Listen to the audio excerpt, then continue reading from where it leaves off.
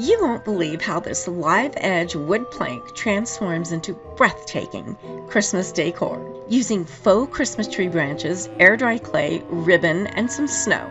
Today I'll show you a flawless way to blend paint with your decoupage paper. So make sure you stick around. Hello my crafty friends, I'm Donna from Mason Creations, etc. and welcome to my channel. So if you're ready to get crafty, let's make a mess. I just love this plank of bare wood with a live edge. By the end of this video, it's going to be magical. I want to make sure no little pieces of bark fall off, so I'm sealing it with Polyvine heavy-duty wood varnish in a dead flat finish.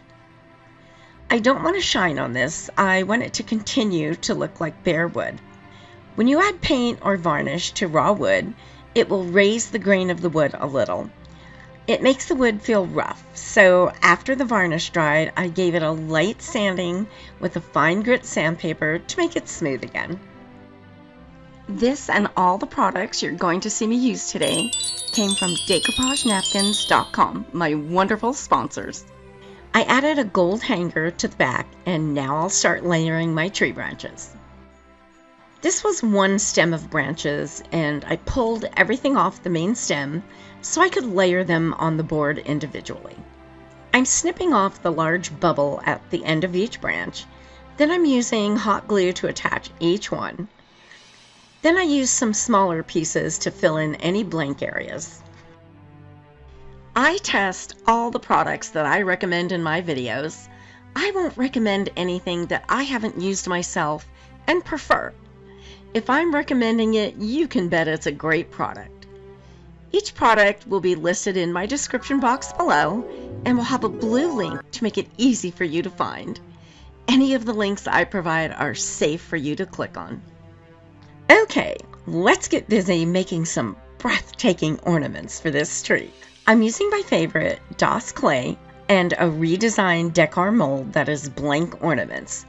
There are so many possibilities with this mold, but today I'm going to decoupage pictures on them. After pressing the clay into the molds, I'm scraping off the excess with my palette knife and then smoothing the clay out with some water. Then I'll put them in the freezer for 20 minutes. Freezing the clay makes it rigid so they just pop out of the mold easily. No tiny little limbs will break off. If you have any problems blending paint with your decoupaged image, you'll want to keep watching. I'm going to show you how to blend the paint seamlessly for a flawless finish.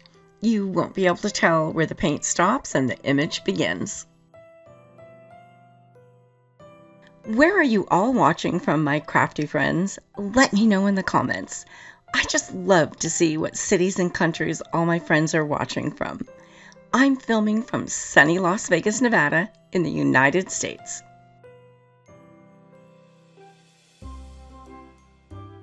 Fresh out of the freezer, watch how easily these just pop out of the molds. No delicate little pieces will break off. They are frozen solid, so I'll need to let them thaw for a few minutes, but not in the mold. Make sure you remove them from the mold right away as soon as you take them out of the freezer. While they're thawing, I take that time to smooth out the edges and remove any little pieces of clay that shouldn't be there. While they're still somewhat frozen is a great time to do this. They're still hard, so touching them won't destroy all that beautiful detail. They do thaw quickly and will be ready to glue to your project within a few minutes. If you want to see an in-depth video on how to work with air dry clay, click the banner in the top right corner of your screen. I'll also leave you a link for that video in my description box below. I set these on a piece of butcher paper and let them dry for 24 hours. It's very dry where I am. If you live in a humid area, they may take longer to dry. During the day, I kept moving them around on the paper. It pulls some of the moisture out of the clay and becomes wet, so I move them to a fresh, dry location. I also turn them over periodically so the back will dry as well. I'm sanding the edges smooth. Just wait, these are going to look like vintage porcelain baubles when I'm done with them. And I ended up only using 3 of them. I'm using Dixie Belle chalk paint in the color Cotton to paint the centers of each one white, because I'm going to be decoupaging. Even though the clay has dried white, it's not a pure white. A pure white background will make the colors in your decoupaged image nice and vibrant, and the paint gives you a nicer, smoother surface to decoupage on. Dixie Belle and Pentart are my two favorite paints, and you'll see me use them a lot. I use them because they both go on so smooth and creamy and have outstanding coverage. All the candle pictures on this rice paper are so pretty. How to choose? I picked 3 of them and cut them away from the rest of the paper.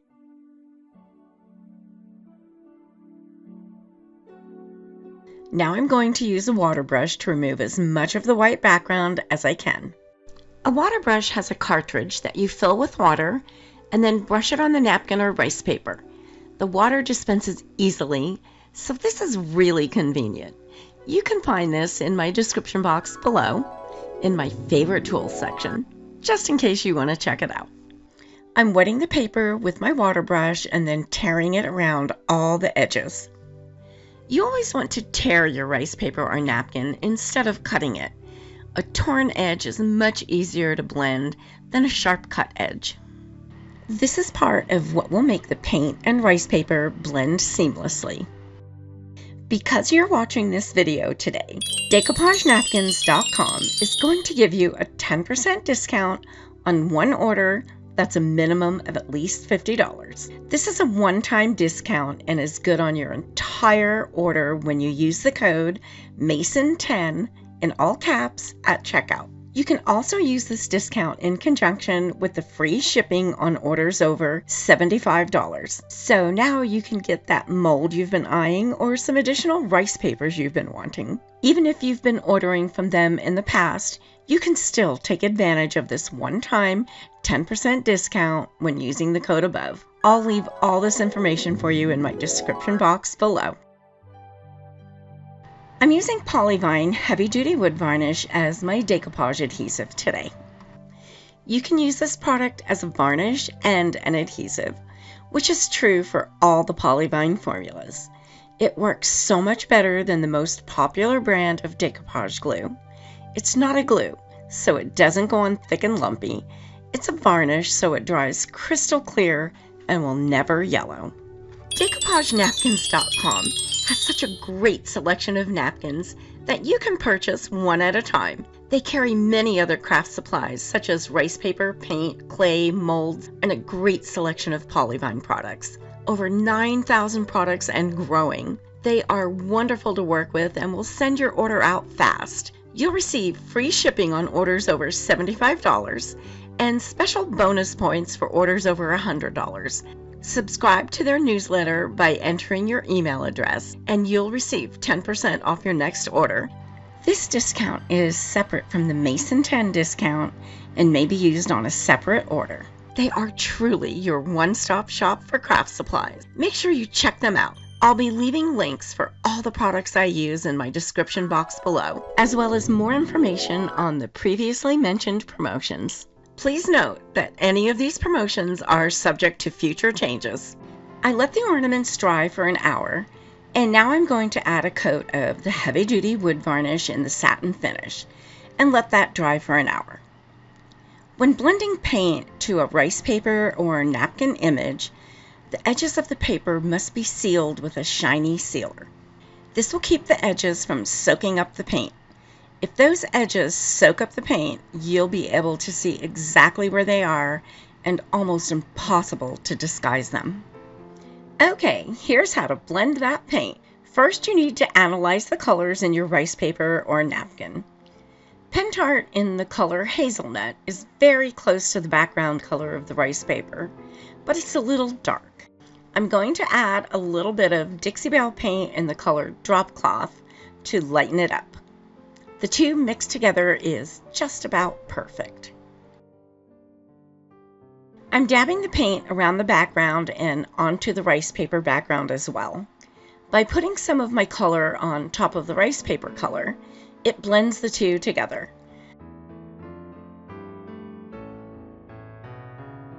I added a little of the drop cloth color and sponged that together with my lightened hazelnut color.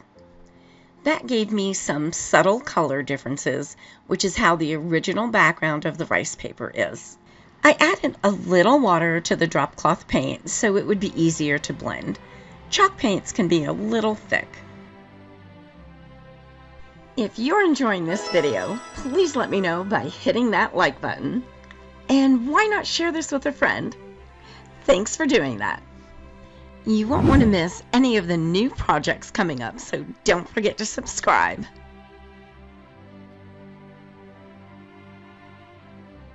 The sponge painting I'm doing is very similar to ombre painting. If you want to see a video tutorial on exactly how to do ombre painting, click the banner at the top right of your screen. I'll also leave you a link for this video in my description box below, and I think you'll enjoy it.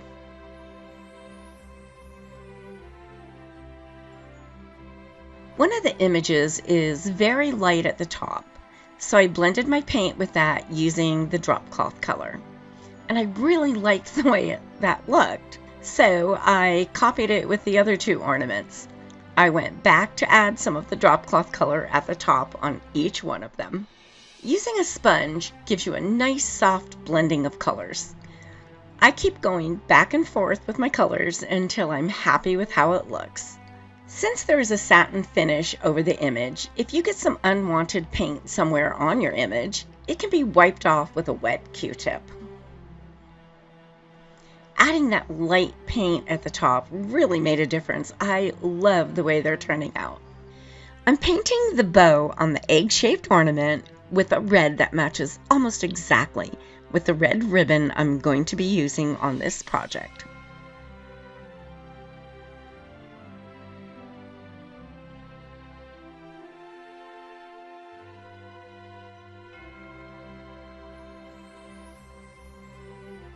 I'm using Pentart Gold for the trim that looks like it should be metal. Pentart metallic paints are amazing. They cover in just one coat, which is great for a metallic paint.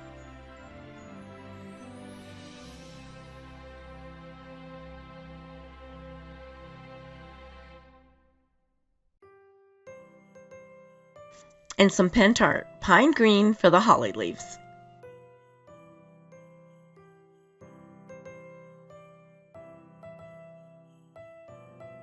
I'm using Pentart's Fine Line Crackle Varnish to add a beautiful vintage porcelain look to this piece. It's a two-part system and I'm brushing on component number 1. I'll let that dry for about an hour or so until it's clear. I'm only putting this crackle finish on the centers of the ornaments, just where the decoupaged images are. I have other plans for the gold areas.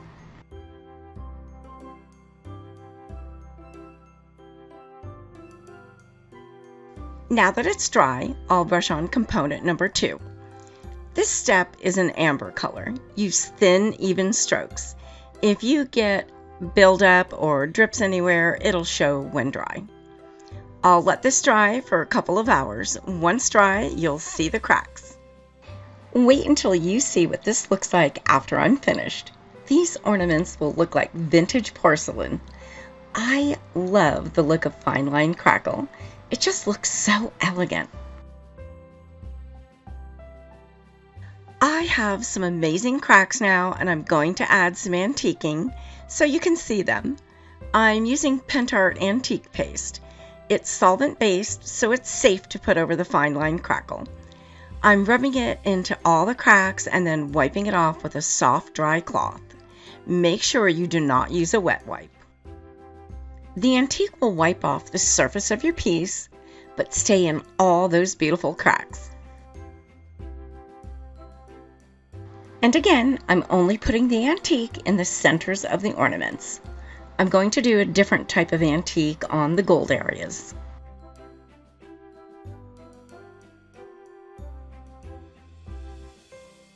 I let the antique paste dry for a couple of hours. Then I gave it a coat of Winsor & Newton clear glossy varnish. This is a solvent-based sealer, so it's safe for the Fine Line Crackle.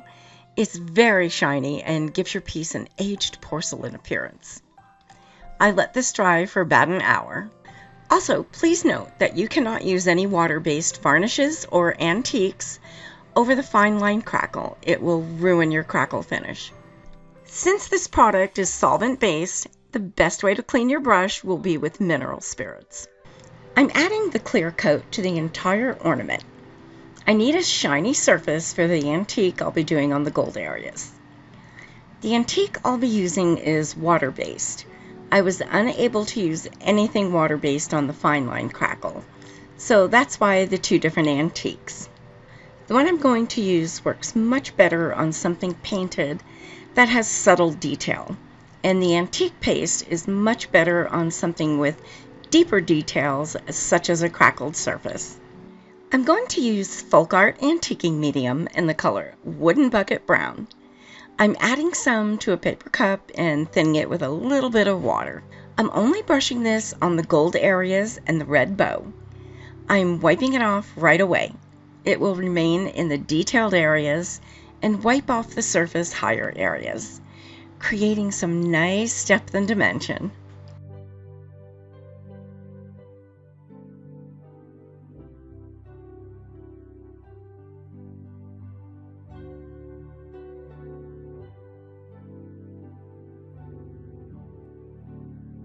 I let the antique dry for about an hour and then added another coat of sealer over just the gold and red bow areas.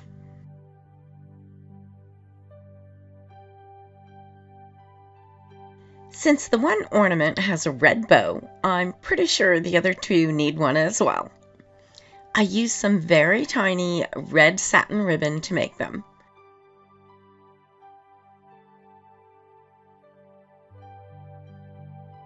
I trimmed the tails short so as not to interfere with my images, and then glued them to each ornament.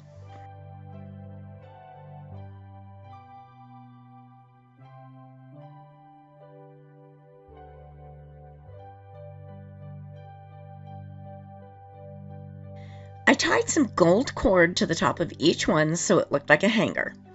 I threaded it through the loop at the top and tied a knot as close to the loop as possible, then trimmed it short.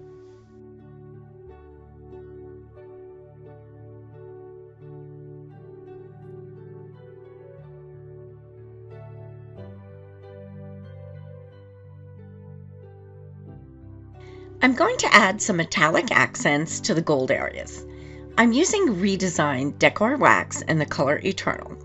This is going to add some beautiful gold highlights. It gets really shiny when it dries. I'm putting a small amount of the rub on my finger and rubbing it together with my thumb. Smearing it around like that prevents a large amount of your product ending up in one place.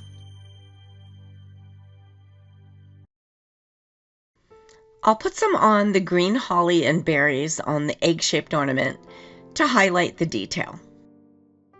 I'm going to use my mini bow dabber tool to make a beautiful bow for this project. There are vertical slits and horizontal slits. Add a thin cord or a small ribbon through the vertical slits. Then you can layer your ribbon back and forth in the horizontal slits, using as many layers of ribbon or as many different types of ribbon that you want to.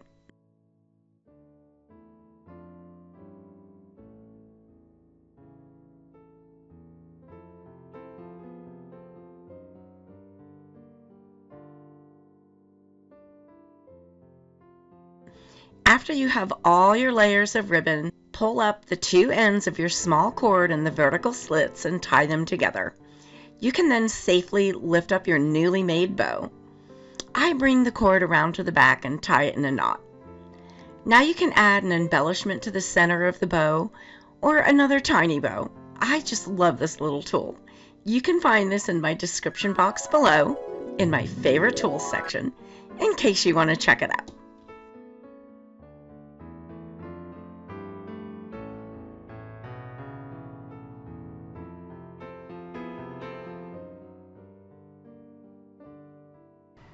I'm going to add some gold and clear teardrop stones to the center of the bow. They kind of look like ice and are so pretty. You can find things like this in hobby store bridal departments. Then I glued a gold and pearl embellishment to the center of the bow for dramatic effect. You know me, I'm all about the dramatic glitz and glamour.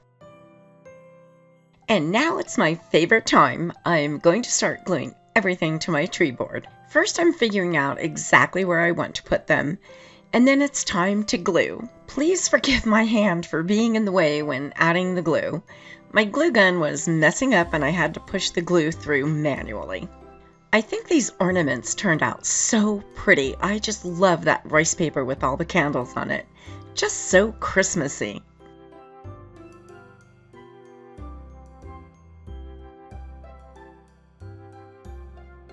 Okay, now let's glue that big beautiful bow to the top of the board.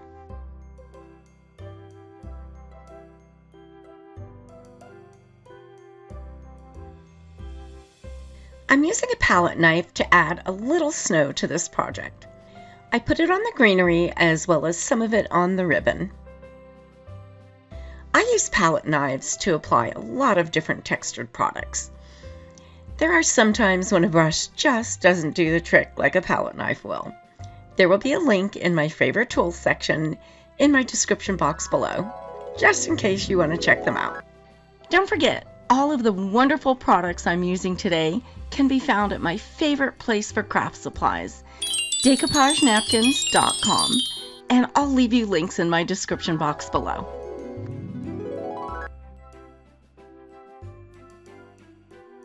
I hope this project sparked some creative ideas for you. Be sure to like and subscribe so you don't miss my next tutorial. I have another beautiful Christmas craft coming up that you'll love. If you see a hype button, please click. It really helps my channel. Click the picture on the right and you'll be taken to my Christmas projects playlist. You can click my picture in the top right corner to subscribe.